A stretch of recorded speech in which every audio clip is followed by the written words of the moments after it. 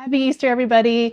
I am back in the culinary barn and Easter is approaching. We've got Good Friday and Easter Sunday, and I thought I would do a couple of simple recipes that you can make for the coming holiday weekend. I am going to do hot cross buns for this video, and yes, they do take a little bit of time, but they are in fact actually quite easy to put together. This hot cross bun recipe is actually a combination of my brioche recipe and my hot cross bun recipe put together. So I actually call these hot cross brioche, and I'm actually going to make them in a smaller size, like a cute little kind of mini French brioche size. But in the recipe, which I will have in the next edition of Shaking Out the Tablecloth, which is my Substack newsletter, this recipe will be in there. I give you the versions for doing 12 12 regular size ones or 24 mini size ones. All right, the first thing I'm going to do is rehydrate, replump some fruit. In this case, I've gone with sultanas and currants. You can use just regular raisins, Thompson raisins, or just sultanas, or just currants, whatever you want to use. But we do want to pre-plump them a little bit. So I've just got some very, very hot boiling water, just enough to cover the fruit, and then set this aside for about 10 minutes or so. Now you can of course do this all by hand in a regular bowl, but if you have a stand mixer, you can make your life a little bit easier and a little faster. So into the mixing bowl of a stand mixer, I've got 8 grams of instant yeast. It is going to go in. And then for some sweetness, something for the yeast to eat, you could use regular sugar, but I'm going to use about a tablespoon of liquid honey.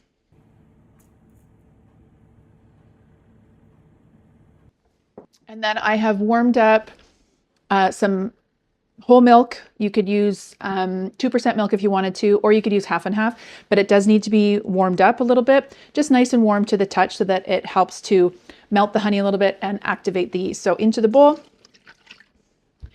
and I'm just going to give that just a little stir just to make sure that the honey is dissolved.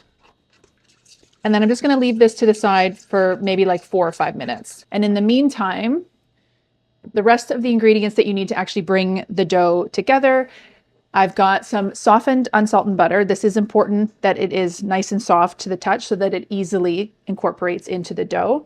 I've got some vanilla bean paste. You can use regular vanilla extract if you like. You don't have to necessarily have this. And then for our flour, this is just regular all-purpose flour. And I also have a pinch of salt in here. To make this more of a brioche, in addition to the butter, which is going to enrich this, we're also going to use 2 egg yolks. If you have 2 eggs, I always like to crack them off of each other. Otherwise, make sure you're cracking on a flat surface and not on the side of the bowl. And I like to just right into a bowl, low, don't do it from a height or you'll split your yolk. And always remember, it's always easiest to separate room temperature eggs as opposed to cold eggs. And then just with a clean hand, just go in and gently caress the yolk out and let the white fall away. And then you're left with this perfect little orb.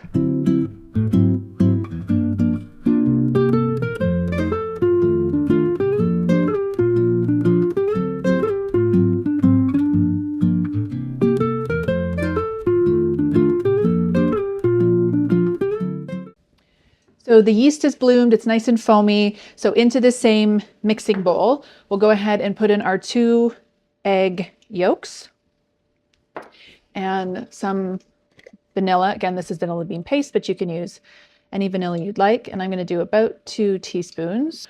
Our flour.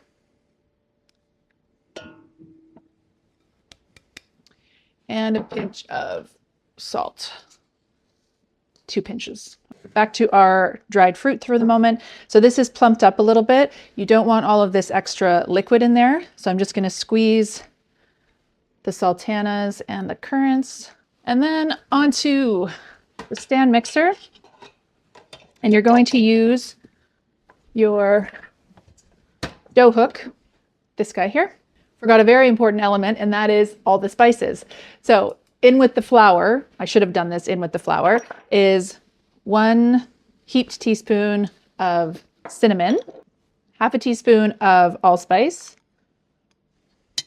and about a 1/4 teaspoon of nutmeg. Now everything is all in. We're going to let this go for about 4 or 5 minutes, and then we're going to start slowly incorporating the soft butter, a couple pieces at a time.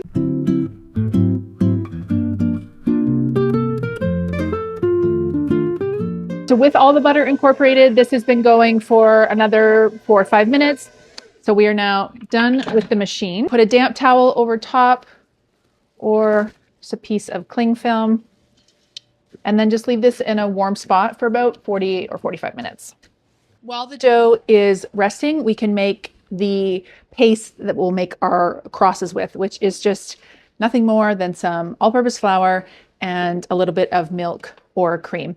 So just into a bowl, it's almost equal parts. It's a touch more milk, and just make sure that this is well combined. All right, and once this is smooth, it's gonna be sort of like old-fashioned wallpaper paste. If you happen to have a piping bag, I've just put a small tip on here. You can do like a little leaf tip or a little round tip just to make your life easier. And I'm doing this while the dough is rising because you can just leave this to the side in a cool place. So I'm just going to fill this up.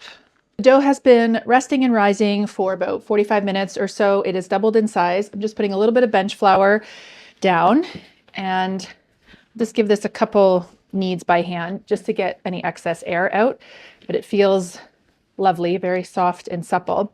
So to make mini brioche, we can divide this down into 24 small balls, and this is the style tray I'm using, but you could also use mini brioche tins, such as these. If you happen to have something like this at home, these are a proper mini brioche tin, so you can use these, or make your life easier and just use one of these shallow 12 cup tart pans. If you just want to do regular rolls or buns, I'll show you how to shape those as well.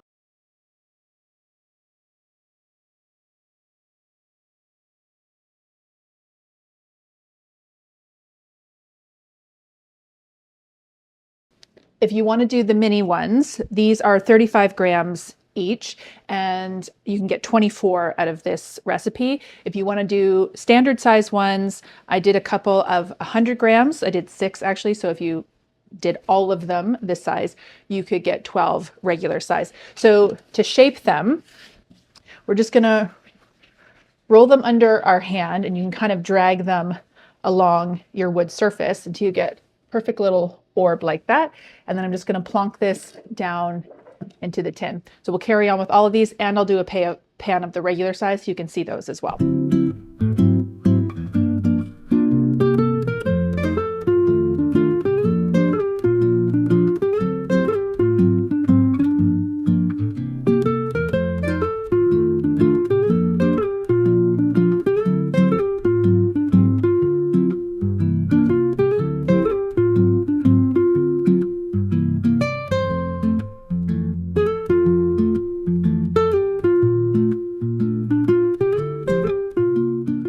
So we've got them all divided up into the tray for the mini ones. And then for the 6 larger ones, I've just put them onto a regular tray. I'm going to put these back to the side to rest for about another 30 to 35 minutes or so, just until they've poofed up about double in size. All right, so these have rested, and you can see that they've doubled in size. They're nice and plump. Now, next 2 important steps. We need a little bit of egg wash, which is just egg yolk with a touch of cream or water, or you can honestly just use all yolk, and just a light coating, and don't press down too hard because you don't want to deflate them. Next, as we made earlier, this is our piping bag filled with the flour and milk mixture. So we're just going to do 2 little lines, and that will make the X.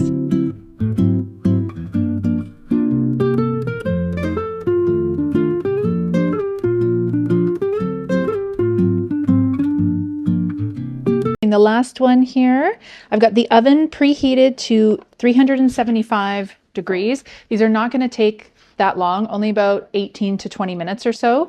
So there is our little mini hot cross brioche into the oven. These are the larger, more traditional size. You can see how much bigger they are.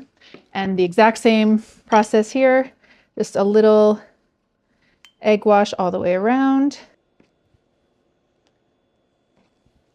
And these will go into the exact same 375 degree oven, but these will take a little longer, more like 24, maybe 26 minutes.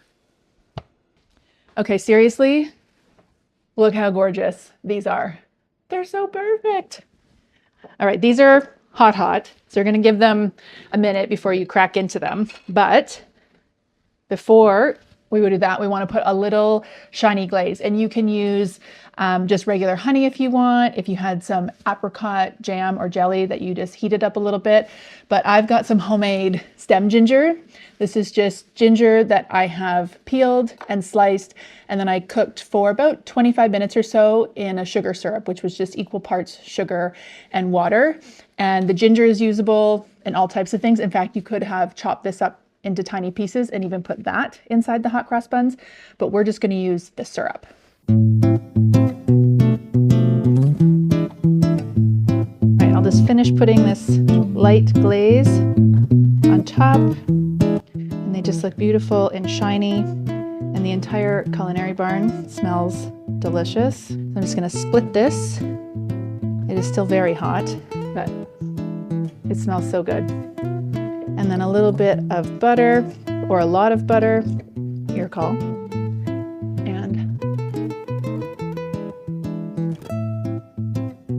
And these taste like spring because these taste like Easter, and Easter means spring.